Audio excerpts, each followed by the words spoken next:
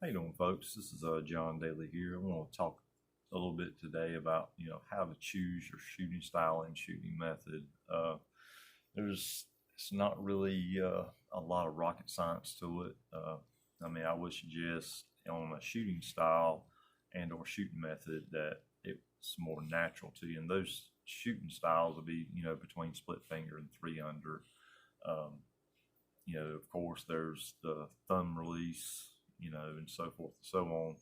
And your shooting methods, be basically basic instinctive shooting, uh, gap shooting, and other aiming methods, string walking, and so forth.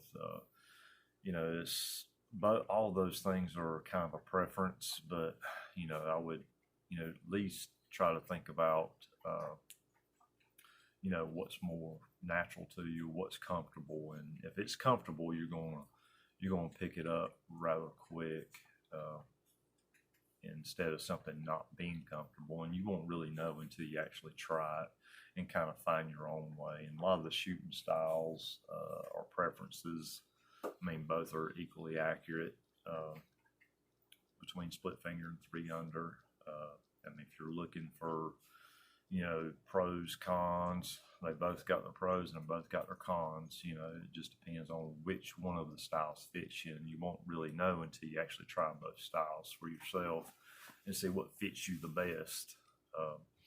The shooting methods, I shoot instinctive, and really, in a 3D setup, I think I've shot it doing spot. It's between me shooting three under and split finger, what but a 1 point difference.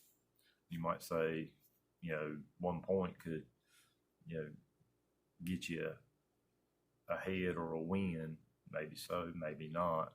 I know in IBO, I shot three under the first day in the IBO, and after the first day, I knew I wasn't going to finish real high up. I ended up finishing 16th in my class, but I switched to split finger that next day just to try it. Just say I didn't have nothing to lose. So at that point, I was experimenting, and I shot 17 points better than I did with three under. And I had quite a bit of pretty good finishes shooting three under during 3D. So I switched everything. When I got home, switched everything. Got my yardages back in my head for split finger, and I've been shooting that ever since. So I took the long way around the barn, but the things I've learned and tried, with the shooting styles and shooting methods, from aiming to instinctive and trying all that, it helped me to get a better understanding that certain styles ain't for everybody. There's something there for you. You just have to figure that out. And I would lean to more what's comfortable and more natural, and you'll come along a lot further, whether you decide to choose gap shooting or instinctive. And instinctive, it takes a lot of practice just as much as any other type of shooting method, and it's all form based. And if you're looking for something that's going to give you a higher advantage, and be able to be accurate, there's not really none. And it just depends on how much practice you put in and what type of practice that you do. You can just throw arrows down range. You can throw hundreds of arrows and not get accomplished to what you want. I usually try to do it in a short amount of arrows and make my practices more useful to me, and to where I'm getting the maximum practice out of my time. During the week, I'm practicing, get home, leaving it dark, coming home at dark, but I go out there and practice. I got a little light outside, and I practice underneath that. I'll maximize all my practice as much as I can during the week. And the weekends, I could stretch it out further, but there's really no one's better than the other, even in shooting methods, and it's just basically a preference. And you also got to ask yourself a question, what are you going to do? If you're just going to tournament shoot, shoot spot, three under would be good. If you're going to shoot stream walking. 3 under would probably be the better choice for that. And gap shooting can be done with split finger or 3 under. And it's you just got to figure out what you're wanting to do. For me, hunting, I like split finger. I got a lot cleaner release. I won't be changing back to 3 under. The bow I'm getting is tiller. It's going to be tillered for split, and I pretty much got all my stuff figured out, even though I had to go a long way around the barn. But I did try everything, so that way, somebody, if I'm having a bad day, well, have you tried this? Oh yeah, I've shot, whatever you're saying, and yeah, I have tried it. It just didn't work, and if you can get these things as a new archer, get them figured out right off the bat, then you can be on your way shooting really good in a short amount of time, instead of trying to bounce back and forth during the years. It doesn't hurt to experiment, but I would experiment more with my shot process and making it better than I would trying to figure out shooting style or shooting method.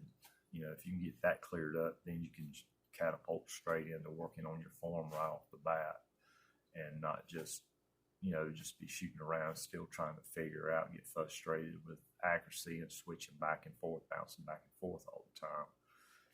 If you could just get that settled, you'll know within a few months or so, probably. It just depends on the person. And if they know right off the bat, then they can just go straight into form. Because my next video is going to be on, how to find your own shot process. And you're you and I'm me, and I shoot the way I do because I found my own shot process. And the same way with shooting methods, personal preference.